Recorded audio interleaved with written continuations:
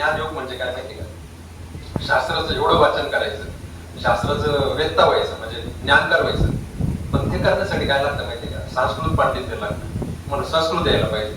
संस्कृत आल्यानंतर तुम्ही हे सगळे जे आपले धर्मग्रंथ आहेत, 4 वेद आहेत, सगळं पुराण आहे, उपनिषद आहेत, एवढे 18 पुराण आहे, हे सगळे तुम्ही वाचन केलं पाहिजे. आणि ते वाचन करून मग तुम्हाला ते ज्ञान होईल की तुम्ही शरीर नाही, तुम्ही आत्मा आहे. आता मला सांगा, याच्यासाठी जे संस्कृतचं नॉलेज लागतं ह्या घडीला शक्य आहे का? आपल्या कलियुगामध्ये कोण एवढं संस्कृत? आपल्या शाळेमध्ये पण संस्कृत बाद झालंय, संस्कृत कोणी शिकवत नाही आणि सगळं नॉलेज संस्कृत मध्ये.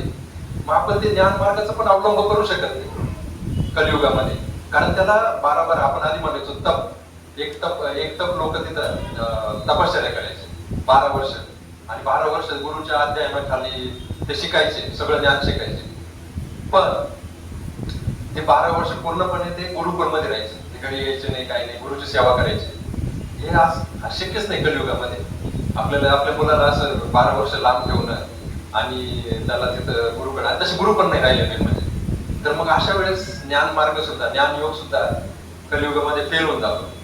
म्हणजे आणि कसं होतं, कधी कधी कलियुगामध्ये काय होतं ना, त्याचा विपरीत परिणाम होतो. एखादा ज्ञानी जर झाला ना, त्याला असं वाटतं माझ्याकडे खूप ज्ञान आहे, त्याच्याकडे अहंकार येऊन जातो.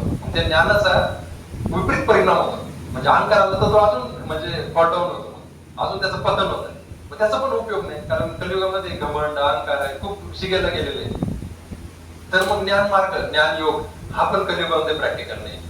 मग अकर्म कसं करायचं? अकर्माचा जो कर्मयोग जो आहे, आता लोकांना वाटतं मी काय फळाची अपेक्षा करत नाही, बघा म्हणजे मी किती ग्रेट आहे. आता ते अशासाठी जर कर्म केलं की लोकांनी मला वाह म्हणावे, तर ते पण कर्मयोगात येत नाही. कारण कर्मयोग म्हणजे काय, कोणतीच अपेक्षा नसते.